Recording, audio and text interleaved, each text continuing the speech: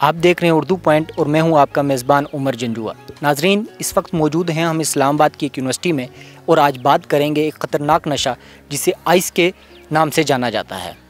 नाजरीन, ये नशा इस्लामाबाद के तालीमी इदारों में चंद ही अरसे में बहुत तेज़ी से फैला और बहुत से नौजवान लड़के लड़कियाँ इसका शिकार हुए।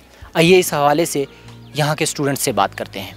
ये सर आइस का जो नशा है यूनिवर्सिटी में बड़े ना दिन ब दिन बतदरीज इंक्रीज़ कर रहा है। इसकी एक वजह तो ये हो सकती है कि स्टूडेंट इसके जो इम्प्रेशन इफ़ेक्ट्स होते हैं उससे मतलब वो नहीं इतने वाकिफ़ नहीं होते।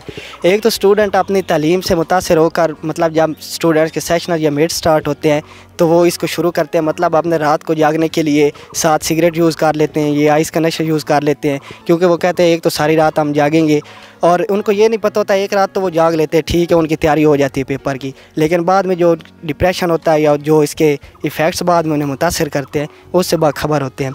असल में मेन चीज़ ये है कि लोग जानबूझते हुए भी जो है ना लोग इस चीज़ की तरफ जाते हैं। सम पीपल जो हैं वो अटेंशन के लिए करते हैं, यूनिक होने के लिए, फेम होने के लिए, बट इसका ये है कि लोगों को ये भी चीज़ होनी चाहिए कि ये टेम्परेरी तो हमें ये फ़ायदा देता है लेकिन ये हमें नुकसान भी देता है। अच्छा, वो फैशन बन चुका है। आपने देखा होगा कि बहुत सारे जो शीशा वगैरह और इस तरह के दीगर जो आजकल के हमारे नौजवान नस्ल जो इसमें मुलविस है और ये आप कह सकते हैं कि फ़ैशन के लिए भी यूज़ करते हैं लोग।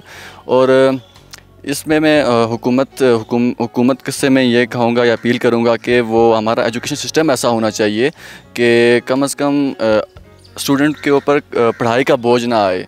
और आजकल हम यूनिवर्सिटीज़ में देखें कि फ़ौरन से असाइनमेंट्स आ रही होती हैं, टेस्ट आ रहे होते हैं और बाकी प्रोजेक्ट्स भी चल रहे होते हैं और इतना बर्डन होता है कि जो आपकी पढ़ाई है उसको स्टूडेंट टाइम नहीं दे पा रहा होता। असल में मैं समझता हूँ कि ये जो यूनिवर्सिटी वालों ने मैक्सिमम स्टूडेंट्स को जो हॉस्टल प्रोवाइड किए हुए हैं, इसमें तो अक्सर स्टूडेंट्स होते हैं जिनको कार्ड्स वगैरह इशू हो जाते हैं, लेकिन इसमें ज़्यादा स्टूडेंट इस तरह के होते हैं जिनको यूनिवर्सिटी के बाहर से लोग आते हैं और उनके साथ रहते हैं, मतलब बाहर से कोई दोस्त वगैरह लेके आते हैं।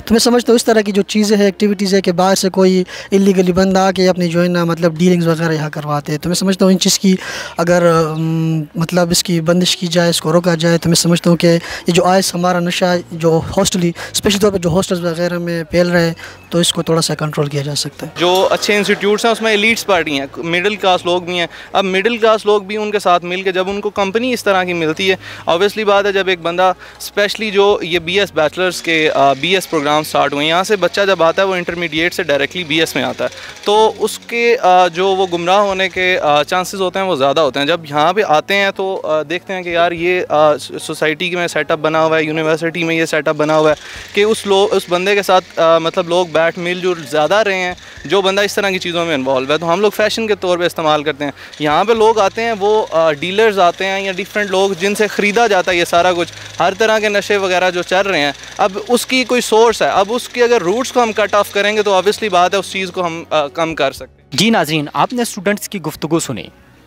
नाजरीन, हुकूमत को इस नशे की रोकथाम के लिए अमली इक़दाम करने चाहिए।